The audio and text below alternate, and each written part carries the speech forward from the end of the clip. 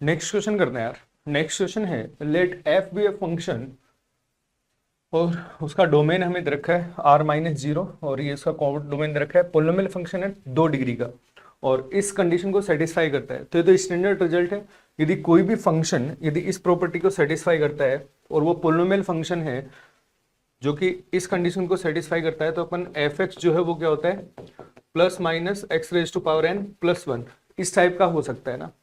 But इसने direct बोल रखा है कि डिग्री 2 का पोलिनोमियल है, तो जाहिर सी बात है यहाँ पे n की वैल्यू 2 होगी, तो ये इस टाइप का फंक्शन होगा ना। सही है। और फिर इसने बोल रखा है कि यार अब ये हमें चेक करना पड़ेगा कि यहाँ पे हम प्लस लें या माइनस लें।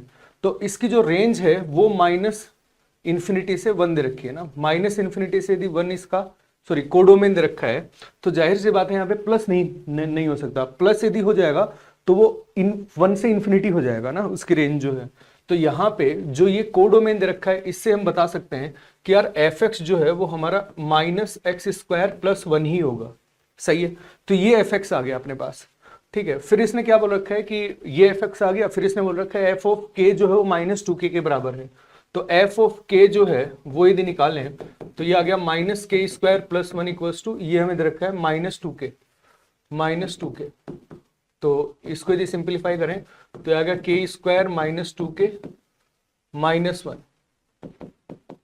Equals to 0। ये इक्वेशन आ गई। फिर इसने क्या बोल रखा है then sum of squares of all possible values of के। इसमें जो भी पॉसिबल वैल्यूज हैं उनके स्क्वायर्स का सम पूछा है। तो मान लो इसके रूट्स जो हैं वो k1 और k2 हैं, 2 वैल्यूज ऐसी होंगी जो इसको सेटिस्फाई करेंगी। तो हमें पूछा क्या है k1² प्लस k2² पूछा है हमसे। तो ये कितना हम क्या लिख सकते हैं k1 प्लस k2 का होल स्क्वायर -2 k1 k2 ऐसा लिख सकते हैं। और k1 प्लस k2 कितना आ जाएगा 4, यहाँ से मतलब इसका होल स्क्वायर। और ये कितना आ जाएगा -2 और k1 k2 कितना आ जाएगा -1, तो ये कितना आ जाएगा 6।